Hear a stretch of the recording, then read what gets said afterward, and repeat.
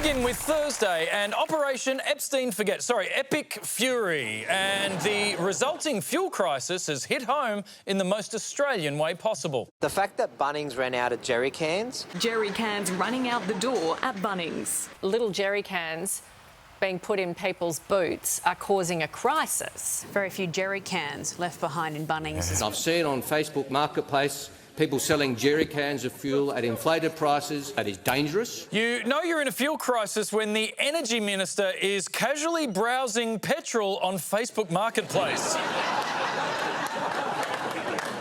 But with petrol prices in some areas cracking $4 a litre, experts warned we could be looking down the oil barrel of some drastic measures. Fresh concerns tonight about Australia's fuel supply, with revelations our backup reserves would last only 1 month. Experts are warning Australia may have to impose fuel rationing. The Middle East crisis continues to disrupt. It has happened before. We had in the 70s. We had, for example, cars with number plates that ended in an even number would be one day, and then cars that ended with an odd number the other day. And people with personalised number plates were banned from driving altogether. And locked in an old fridge, as it should be. To Friday, and the administration would have us believe everything's fine. The US president sounding much more upbeat than the global markets, even telling oil companies they should be sailing through Hormuz.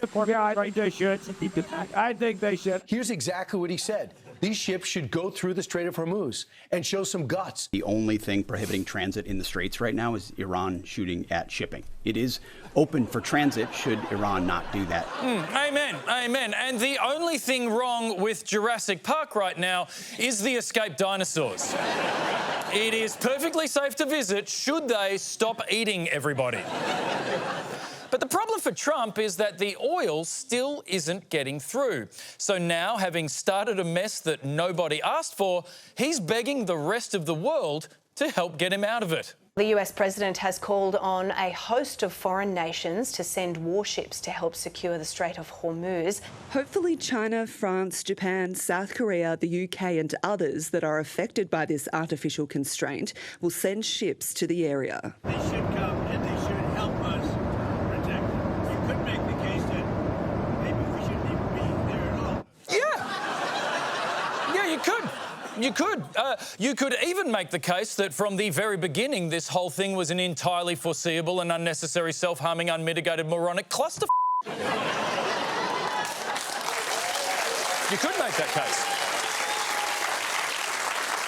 Now, America's allies have a proud history of joining its moronic cluster. But this time, not so much. United Kingdom, Japan, Germany and Australia declined to send warships to escort commercial vessels in the Strait of Hormuz. We're hearing near universal refusal. Have you been speaking with the French President Macron about the coalition to reopen the Strait of Hormuz? Yeah, I have spoken to him. He's been on a scale of 0 to 10. I'd say he's been an 8. Not perfect, but it's France. We don't expect perfect. But as I always say, never let the perfect get in the way of a flaming bag of dog merd. So, with nobody coming to Trump's thrills, kills and oil spills party, there's only one more thing left to do. Tell everyone the party's already finished, you missed it, and it was awesome. We've won. Let me tell you, we've won. You know, you never like to say too early you won. We won. We won the bet. In the first hour, it was over. Epic Fury! Is that a great name? Yeah, we won, baby. Epic Fury. The war is over. Yeah, the only thing for Trump to do now is distract us from the war by re-releasing the Epstein files. To Sunday, and Rabbitohs fans were still celebrating after South Sydney winger Alex Johnston made history. In the 41st minute, 40 metres out, it's the try that rewrote the record books. Johnston for the corner. Johnston for history. 2:13. Alex Johnston has done it. Alex Johnston crowned the NRL's all-time leading try scorer. A moment the game will never forget. Thousands of supporters defying the threat of fines, stadium bans and arrest. One of the happiest, Anthony Albanese. How was that, Prime Minister? What a fantastic moment. Marking the second time this week that Albo got involved in an unsanctioned invasion. And while the PM was ecstatic, not everybody was happy. Is that the Prime Minister? Prime Minister. What's the Prime Minister doing on the field?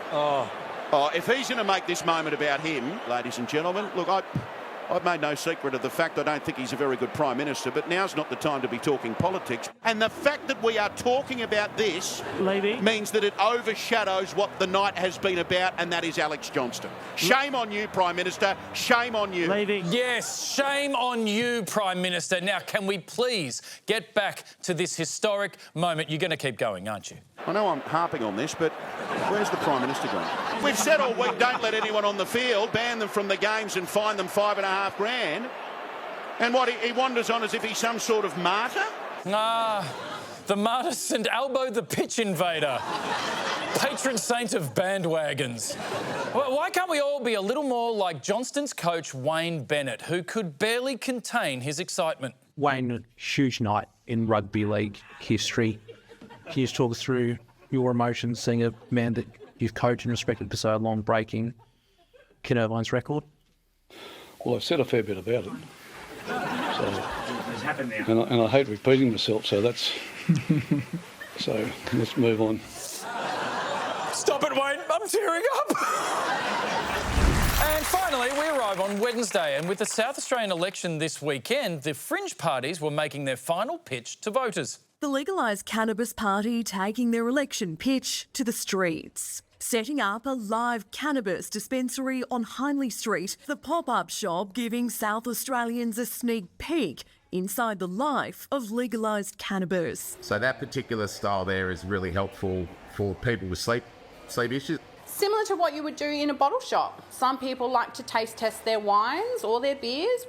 Yes, tasting weed is just like tasting wine. And according to the Good Doctor's periodic table of cannabis, this Granddaddy OG Kush pairs perfectly with a large family pizza, a bag of clinkers, and a documentary about how aliens built the pyramids. While Labor seems set for victory and the stoner community likely to forget to vote anyway, One Nation is surging, and they're cashing in on a little 2010s nostalgia by bringing back this blast from the past. Yes, and he's playing all the hits. One Nation's SA leader, Cory Bernardi, is tonight being condemned from almost every other side of politics for linking same-sex marriage and bestiality. During your time in the Senate, you faced backlash over comments linking gay marriage to bestiality. Do you still stand by those comments? I'm not apologising or retracting anything I've said. Don't you agree, though, that a significant number of Australians would find the comments that you made back in the Senate offensive? You can be offended by anything. I'm offended by people eating too much McDonald's. It is just unacceptable in 2026 to draw parallels between bestiality and something as disgusting as eating McDonald's. The comments didn't sit well for Upper House member Cory Bernardi. There is a special Greek word for people like Cory Bernardi, and that word is malaka. And if he doesn't know what that means, he should go and find himself a Greek dictionary. Madam, I don't need to look it up. As they always tell me at my favourite local souvlaki shop, malaka means best customer. Not to be outdone, the South Australian Liberals had their own problems. A Northern Suburbs Liberal candidate is tonight under fire for controversial comments calling feminism and homosexuality demonic. Carsten Woodhouse claims he's a strong and principled man. Putting value on women's not demonic, but feminism's demonic. Who knows what demonic realms we've opened up to the world by accepting homosexuality. There's this whole reality pretending that same-sex marriage is real, like it's not. For does not the Bible say that marriage is between a woman who shall keep a peaceful home and a man who shall fight demons by recording a podcast in the basement? But that wasn't the only helpful contribution from the Liberal candidate for 1955. I've also seen people do crazy things with supernatural love where they've hugged witches that have come into church services and hugged them and watched them melt. And And if you also want to see witches melt, may I recommend anything from row 5 of the periodic table of cannabis.